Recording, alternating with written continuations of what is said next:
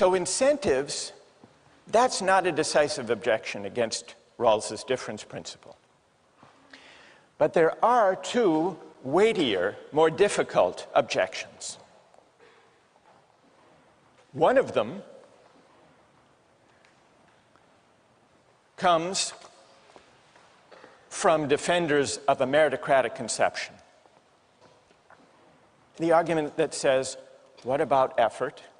What about people working hard, having a right to what they earn because they've deserved it, they've worked hard for it? That's the objection from effort and moral desert. Then there's another objection that comes from libertarians, and this objection has to do with reasserting the idea of self-ownership. Doesn't the difference principle, by treating our natural talents and endowments as common assets, doesn't that violate the idea that we own ourselves? Now, let me deal first with the objection that comes from the libertarian direction.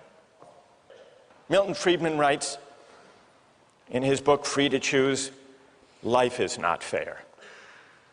And it's tempting to believe that government can rectify what nature has spawned. But his answer is,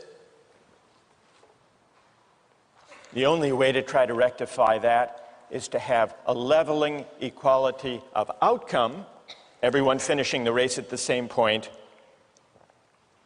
and that would be a disaster. This is an easy argument to answer, and Rawls addresses it in one of the most powerful passages, I think, of A Theory of Justice. It's in section 17. The natural distribution, and here he's talking about the natural distribution of talents and endowments, is neither just nor unjust. Nor is it unjust that persons are born into society at some particular position. These are simply natural facts. What is just and unjust is the way that institutions deal with these facts.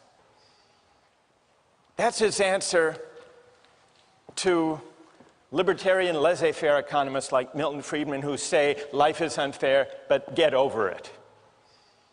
Get over it, and let's see if we can at least maximize the benefits that flow from it. But the more powerful libertarian objection to Rawls is not from the libertarian economists like Milton Friedman.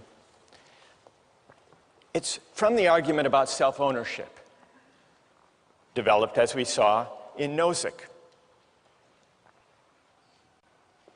And from that point of view, yes, it might be a good thing to create Head Start programs and public schools so that everyone can go to a decent school and start the race at the same starting line. That might be good. But if you tax people to create public schools, if you tax people against their will, you coerce them. It's a form of theft. If you take some of Letterman's 31 million, tax it away to support public schools against his will, the state is really doing no better than stealing from him. It's coercion. And the reason is, we have to think of ourselves as owning our talents and endowments, because otherwise we're back to just using people and coercing people. That's the libertarian reply. What's Rawls' answer to that objection?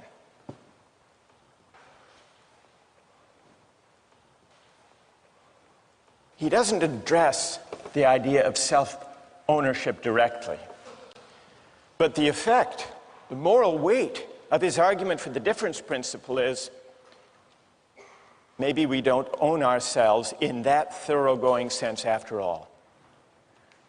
Now, he says this doesn't mean that the state is an owner in me in the sense that it can simply commandeer my life. Because remember, the first principle we would agree to behind the veil of ignorance is the principle of equal basic liberties: freedom of speech, religious liberty, freedom of conscience, and the like. So the only respect in which the idea of self-ownership must give way comes when we're thinking about whether I own myself in the sense that I have a privileged claim on the benefits that come from the exercise of my talents in a market economy. And Rawls says, on reflection, we don't. We can defend rights. We can respect the individual. We can uphold human dignity without embracing the idea of self-possession.